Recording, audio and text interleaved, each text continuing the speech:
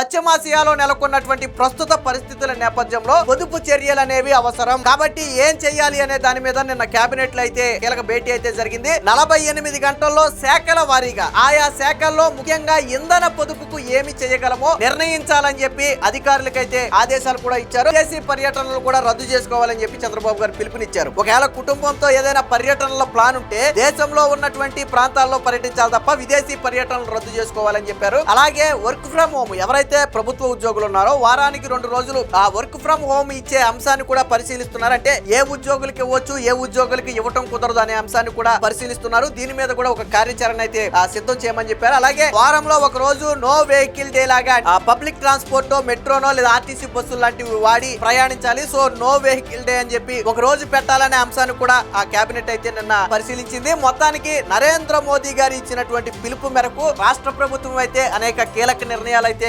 తీసుకోబోతుంది. అంటే ఎటువంటి పరిస్థితులు వచ్చినా ఎదుర్కొనేందుకు సంసిద్ధంగా ఉండాలని చెప్పారు. అలాగే యుద్ధ పరిస్థితుల కారణంగా యూరియా లాంటి వాటికి కొరత వచ్చే నేపథ్యంలో రాబోయే రోజులకు అవసరమైనటువంటి వనరులన్నింటినీ కూడా ఎప్పటి నుంచే స్టోర్ చేసి పెట్టుకోవాలి. భవిష్యత్తులో ఇవి ఎలాంటి పరిస్థితులకు దారి తీస్తాయనేది మనం ఖచ్చితంగా చెప్పలేమని చెప్పి చంద్రబాబు గారు కూడా చెప్పడం జరిగింది.